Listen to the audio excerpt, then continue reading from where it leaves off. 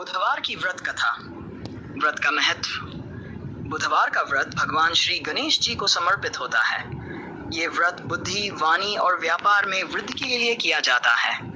इस दिन भगवान गणेश की पूजा करके व्रत रखा जाता है, जिससे जीवन में आने वाली बाधाएं दूर होती हैं। बुधवार व्रत कथा एक समय की बात है। एक नगर में एक धनवान व्यापारी रहता था। वह हर बुधवार को व्रत रखता और भगवान गणेश की पूजा करता। उसका व्यापार दिन दूना रात चौगुना बढ़ता गया।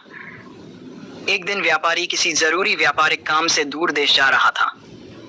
रास्ते में एक गांव पड़ा। वहां बुधवार था, तो उसने वहीं ठहरकर पूजा करने का विचार किया। लेकिन उसके साथियों ने कहा, आज तो बुधवार है, यात्रा न करो।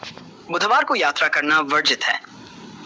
पर व्यापारी ने सोचा कि व्यापार का समय नहीं रुकेगा और उसने यात्रा जारी रखी। रास्ते में उसे एक राजा के सैनिक मिले। सैनिकों ने उसे पकड़ लिया और राजा के सामने ले गए। राजा का सामान किसी ने चुरा लिया था और व्यापारी को ही चोर समझकर जेल में डाल दिया। वह व्यापारी बहुत दुखी हुआ।